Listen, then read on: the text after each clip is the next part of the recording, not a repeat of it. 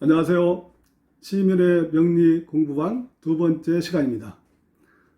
첫 시간을 통해서 사주를 왜 사주라고 부르는지를 이해하셨습니다. 명리에 입문하시는 분들을 상대로 하는 강의인 만큼 시작은 가볍게 핵심이 되는 요소의 개념들을 이해하는 수준으로 사례를 곁들여서 이해를 쌓고 단계적으로 학습을 해가도록 하겠습니다. 오늘은 지난 시간에 말씀드린 대로 사주팔자가 가지는 각각의 명칭과 의미, 그리고 천간과 지지는 어떤 배경과 의미를 가지고 있는가를 공부하겠습니다. 사주의 각 주를 궁이라고 하고 사주를 구성하는 팔자에는 각각의 명칭이 있습니다.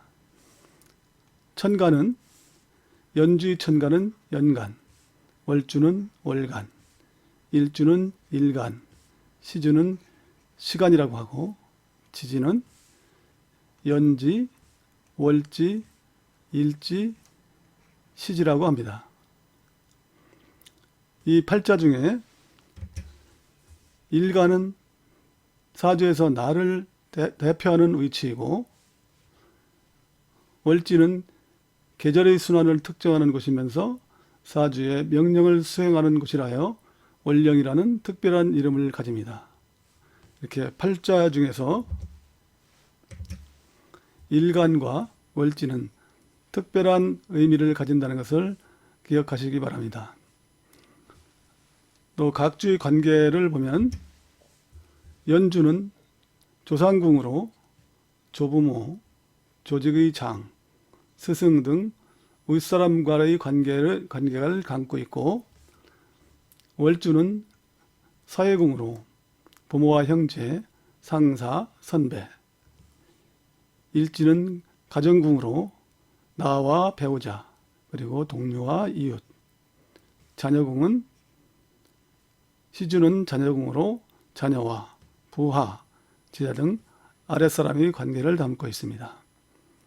시간의 관계는 연주는 초년의 시기를, 월주는 청장년의 시기를, 일주는 중년의 시기를, 시주는 말년의 시기를 의미합니다. 그리고 연주와 월주는 내가 태어나기 이전의 시간으로 선천의 시간을 의미하고 일주와 시주는 내가 태어난 이후의 시간으로 내가 열어갈 후천의 시간을 의미합니다.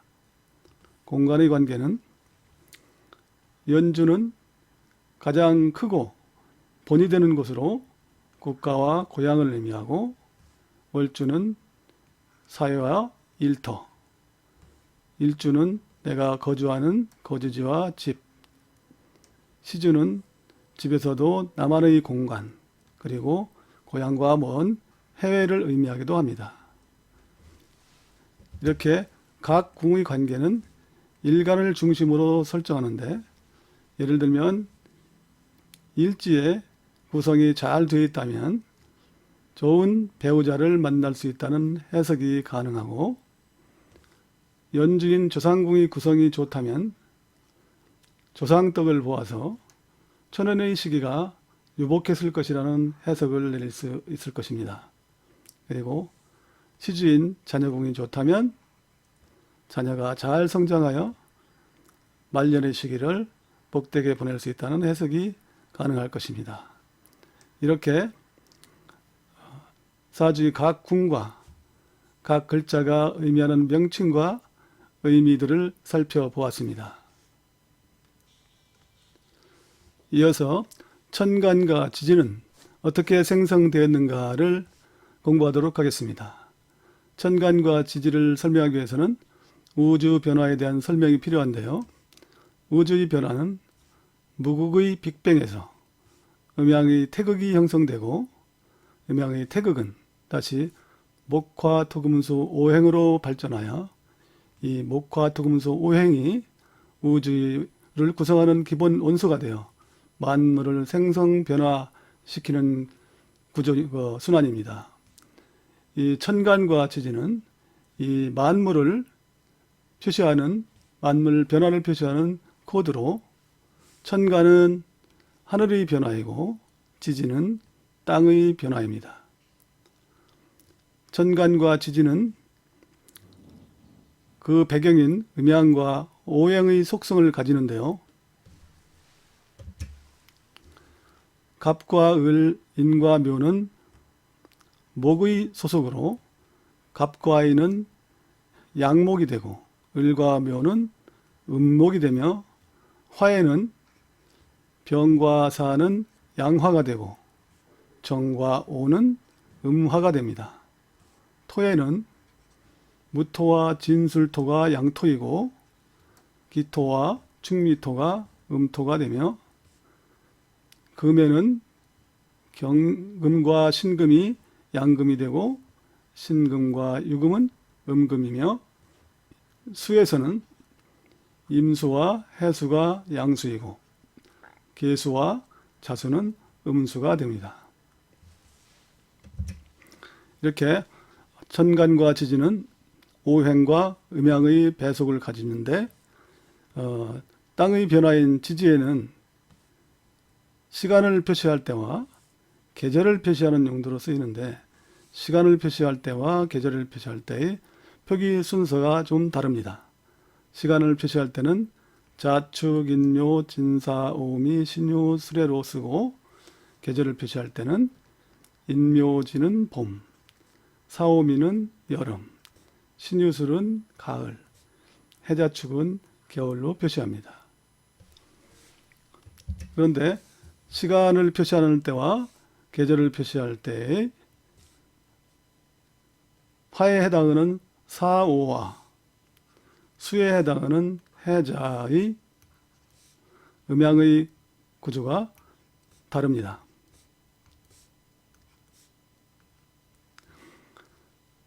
사주의 해석에서는 계절의 순에 따르는 음양을 쓰는데 그래서 사화는 양이 되고 오화는 음이 되며 해수는 양이 되고 자수는 음으로 사용합니다.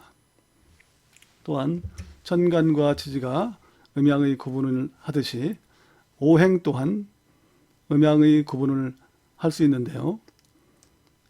나고 펼치는 목과 화는 양에 속하고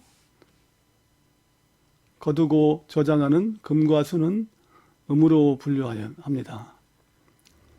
여기에 토는 천간과 지지에는 양토와 음토를 구분하지만 오행의 상황에서는 양과 음을 중재하는 중토의 의미로 쓰입니다.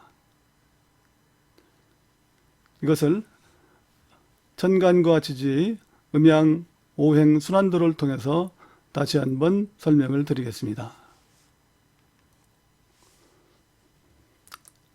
천간은 하늘의 변화이고 지지는 땅의 변화입니다. 천간, 음양, 오행도를 보면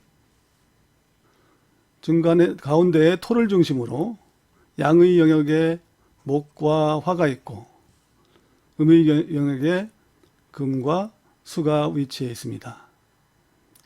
그리고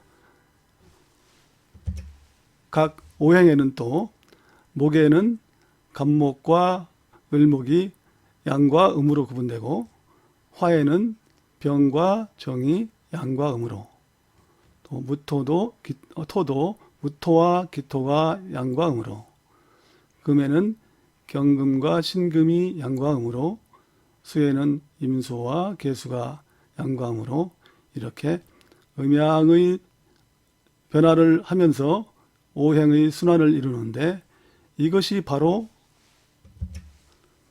갑, 을, 병, 정, 무, 기, 경신, 임, 계로 표현된 것입니다.